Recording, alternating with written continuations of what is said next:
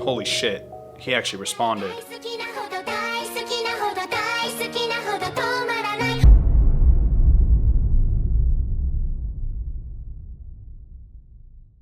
So listen, last time I made a video about the 100 girlfriends, I'll admit, I screwed up.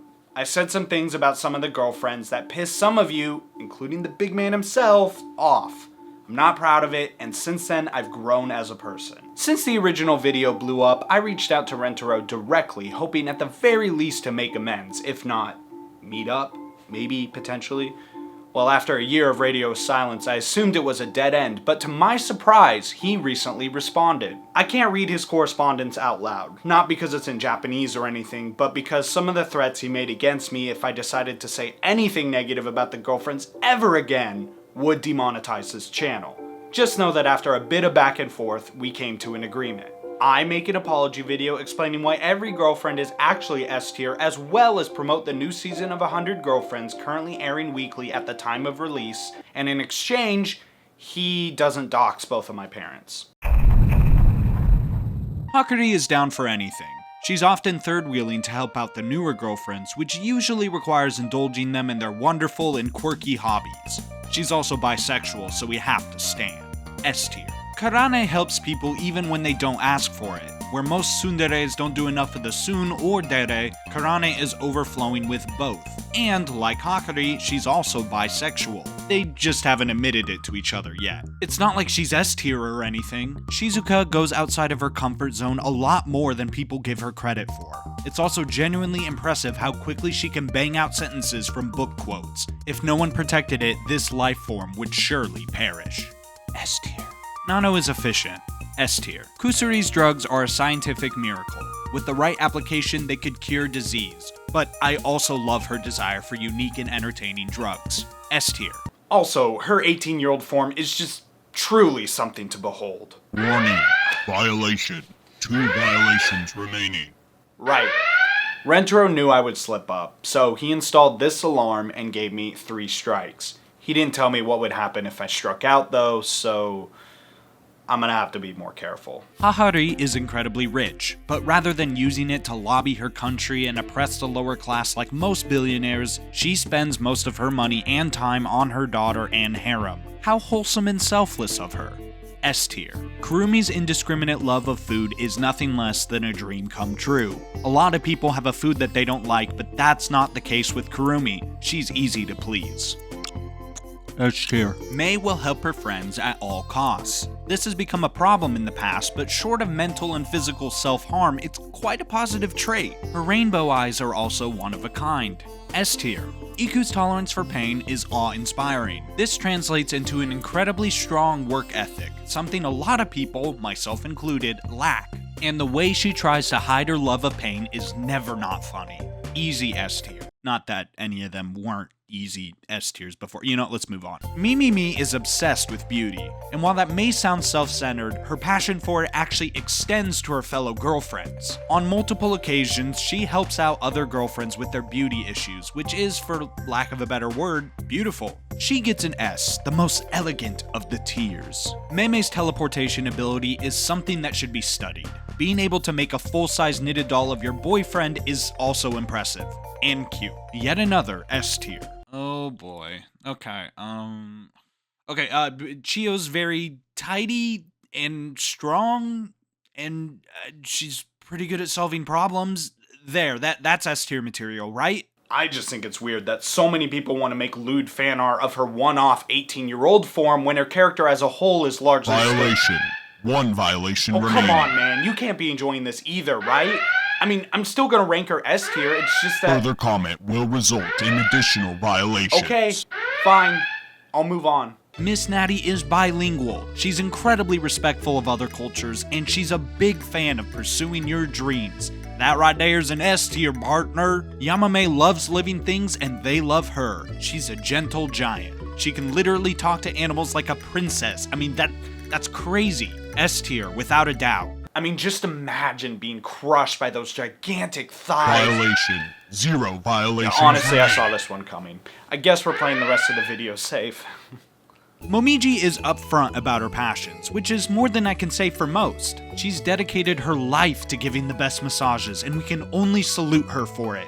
S tier. Yaku's child body and elder mind is one of a kind. She pushes through any obstacles with ease, and isn't afraid to admit when she doesn't know something. S tier. Kishika can hold her own in a fight, but knowing that she isn't always tough and rugged and allows herself to melt away into a baby-like state makes her precious beyond all belief. S tier. Akko is the ideal Gairu. She's fashionable and inclusive. If it's cute, she loves it. Her way of thinking is just so incredibly straightforward. S tier on God, for real, no cap. One might say that Uto's way of speaking is interesting, or one might not. Perhaps her constant role-playing is quite interesting, is it not? For we all play a role in our lives, whether we're aware of it. In a sense, Uto might even be S tier precisely because her role is clear. I mean, one might say, perhaps, in a sense.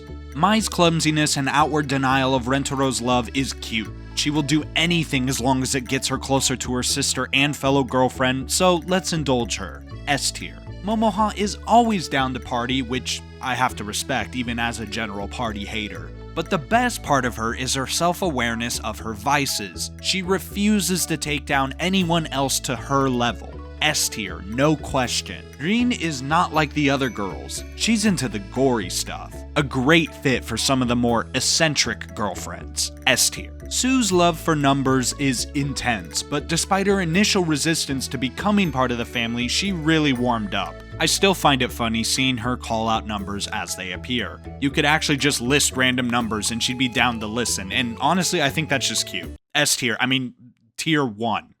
The first tier. Like Kishika, Era can be both a badass and a big baby. But unlike Kishika, Era is incredibly informal. I'm a big fan of both, to be absolutely clear. S tier. Well, the thing is about Tama is... Do I really need to revisit this one? I mean, I gave her S tier last time, and anything else I say will just give me a violation. I do... Okay, here it goes. Despite wanting nothing to do but be a cat and lay in the sun all day, Tama has the maturity to realize that she has to make ends meet, even if it means doing something she dislikes. That's something I personally struggle with a lot, so to have that ability alone gives her S tier. Now that we've successfully avoided talking about how sexy Tama is, it's time Violation. Oh fuck, Violation. I'm sorry, I didn't mean it!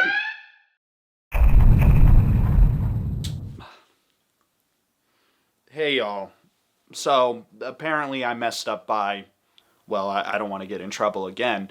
Here's the deal.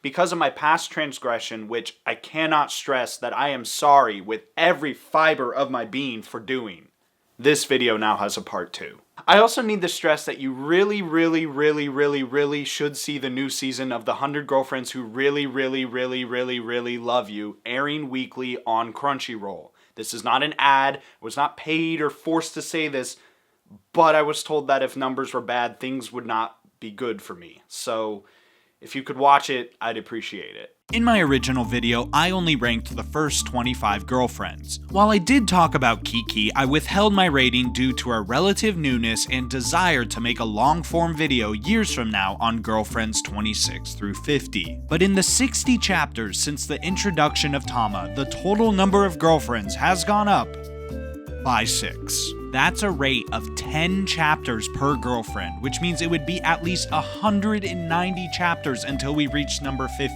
At the current rate of 40 to 45 chapters a year, that puts us on pace for a 2029 or 2030 release. Which, to be honest, is about how long I'll need to save up to go back to Japan anyways. If you want me to do these breakdowns more frequently, leave a comment down below and let me know. I'm not really sure I have a choice, but we'll see.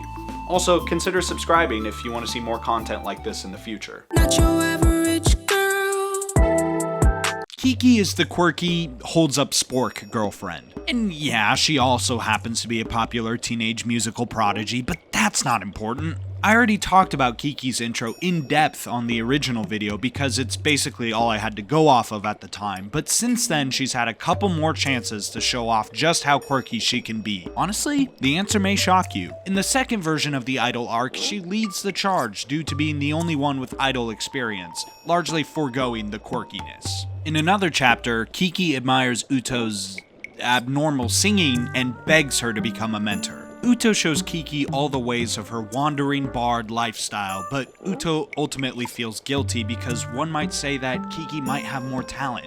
Or one might not. Kiki reassures her that talent has nothing to do with her desire to hang out and learn her ways. In the daily life chapters, Rentaro and Kiki go on 2 oddly normal-looking dates, but maybe she was doing 5-dimensional abnormality by doing something actually normal. God, she's probably so smug right now. Shizuka and Kiki draw inspiration from Iku in one odd but really funny interaction. And in an extra chapter, it's revealed that Kiki actually has limits to her abnormal behavior. While getting ready for a show, Kiki debates doing the whole thing while handstanding, which would be really quirky, but ultimately decides against it because she believes the audience deserves a good performance above all else. While it would be really abnormal and quirky of me not to put Kiki in S tier, we cannot under any circumstances introduce comedic bits into this ranking process. This tier list has and will continue to be completely serious and objective. S tier she goes. It's coming home, it's coming home, it's coming. With the inclusion of Dei Matsuri, it proved to me that Nakamura-sensei and Nozawa-sensei showed no signs of running out of ideas.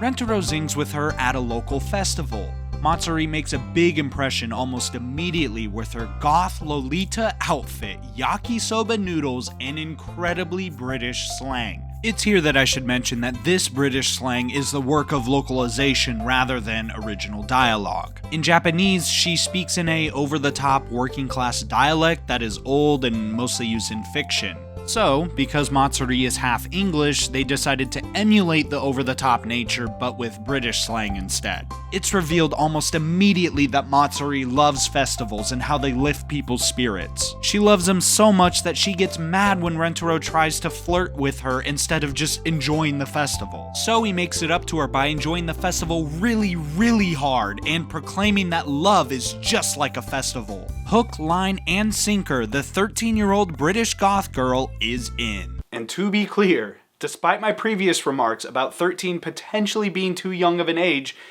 isn't really a problem in the 100 Girlfriends universe, so I was wrong and it's totally chill. One of Matsuri's more interesting storylines happens in chapter 164 with a date at the Mugen Shrine. Mugen means infinite, by the way, but I'm sure that's not important. While the rest of the family was either busy or had other things come up, the people that do show up to the festival have an amazing time.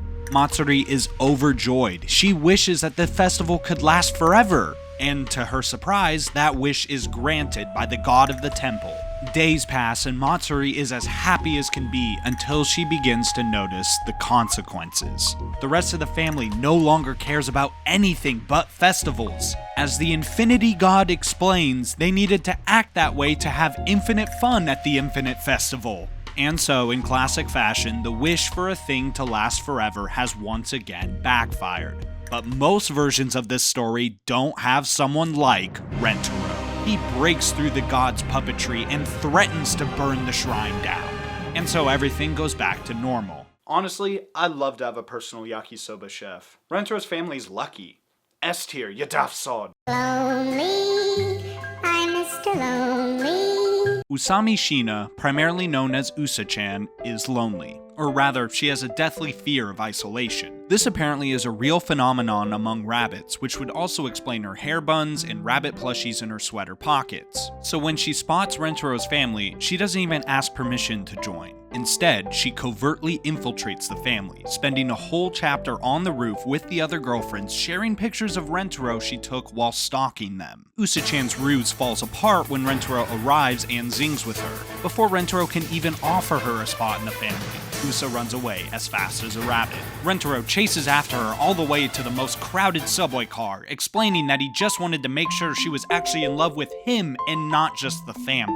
But Rentaro's actions alone have already swept Usa off her feet, so she accepts. At first, Usa-chan struggles to get involved with the family's activities. Early on, she reveals to Mimimi her fear of getting too clingy and getting pushed away as a result.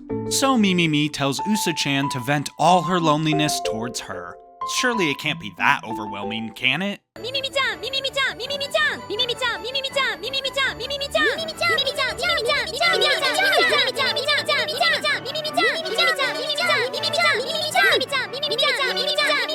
Yeah, it's a bit much for one person to handle. But with the help of the rest of the family, Usa-chan gets as much social interaction as she can handle, and then some. Life in the family remains bliss. Obviously, Usa-chan's extreme passion for the family warrants an S-tier rating, but she already found her way there, so. I wish this could be a happy song. Zetsuboda Meru is depressed. Everything from her outfit to her soulless eyes confirm this. Rentaro zings with her on the edge of the school rooftop as she wallows in despair. Rentaro, assuming the worst, has a very passionate conversation about the value of life, bringing up a fairy tale that he recently read.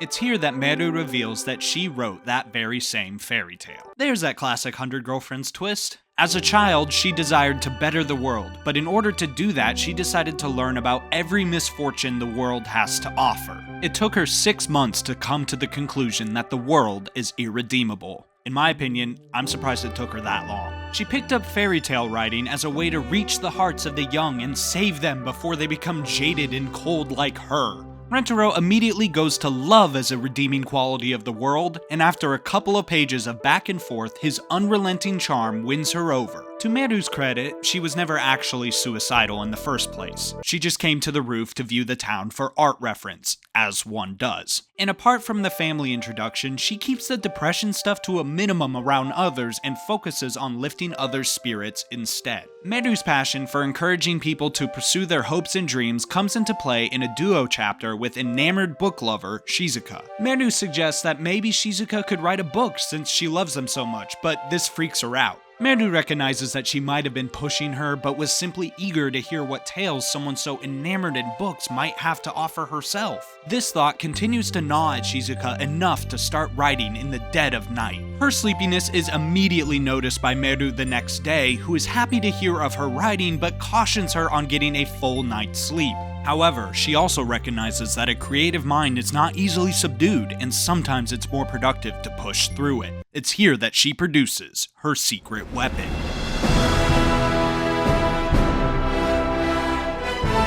This happens to me a lot more than I would normally like, and yes, this usually helps. So the next night, Shizuka pours her heart out.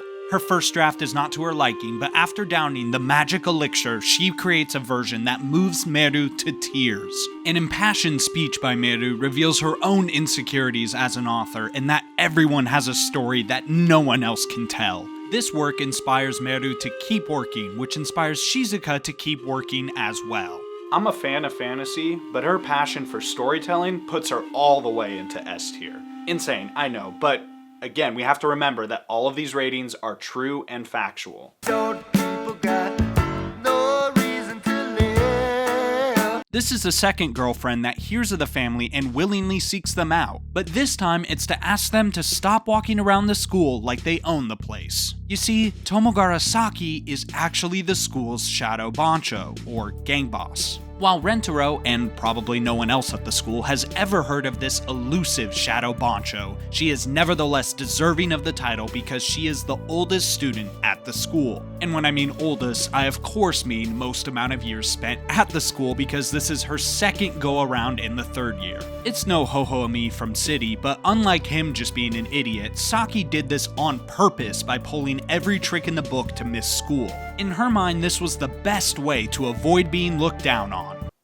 So about that. While her personality is quite aggressive, her physical build and fellow gang members make her seem quite cute and harmless. Saki confesses to Rentaro after he saves her from what might have looked like her crying in front of her subordinates, but totally wasn't because she would never ever do that ever. Upon her family introduction, Saki stirs up the pot immediately when she declares herself the leader of Rentaro's family, hereby renamed Saki's family. This is, of course, until she finds out that she is not the oldest by a margin that continues to grow over the course of the chapter. It eventually ends with the 8/80-year-old meth girl herself, Yaku. Saki's obsession with her supposed superiority spills into another chapter, but other than that, she hasn't really been given a lot to do yet. I'm sure she'll get some well-written, amazing storyline in the coming years, and that's why I'm confident that Saki is S tier. I mean, it's in the name. Nemui Nemu, whose name literally means sleepy sleep, is sleepy. Like, all the time. So sleepy she nearly runs into an old man holding a drill until she's saved by Rentaro. Look, being EP is something nearly every young adult on this earth, including and especially myself, suffer from on a constant basis. So what makes her worthy of being 100 girlfriends' girlfriend? Well, she happens to be a completely different person when she's asleep. She never talks or opens her eyes, but other than that, she acts cheery and upbeat. This side of Nemu takes Rentaro on an impromptu date.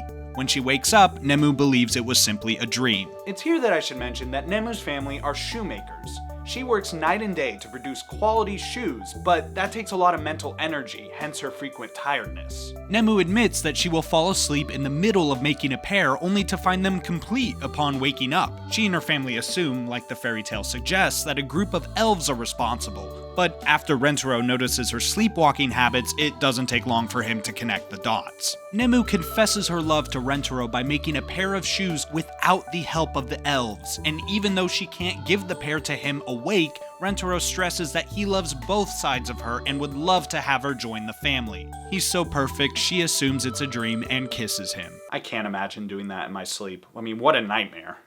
Speaking of nightmares, Nemu's worthiness as a family member comes early when they decide to have a midday siesta together using Kusuri's new sleeping incense. In classic Kusuri fashion, this drug has an unknown side effect that causes the family to all have nightmares of Rentaro's death, and all of them are heartbreaking. Only Meru, who doesn't really sleep, is able to break through their nightmares by moving all of the girlfriends into one line and have Rentaro's face log roll across all of them. It's a deed not fully realized by the rest of the girlfriends, but incredibly worthy nonetheless. In the very limited time she's been present in the manga, she's found joy in roller coasters and horror movies because of how much they kept her awake. The downside is that the people they go with aren't always as fearless, but they'll do anything to make one of the family members happy. I have to give Nemu an S for sleepy. And with her placement, that brings us up to date. Let's look at the rankings. Wow. Incredible. Every single one of them. S tier. Who could have seen this coming? And I should stress that the order within this tier is completely random and definitely not reflective of any secret ranking. Thank you all for watching. Be sure to watch the newest season of 100 Girlfriends. Please, please, please. I really need you to do that. And before you leave, don't forget to like and subscribe to see what all-powerful main character I piss off next. See you next time. Can I get untied now?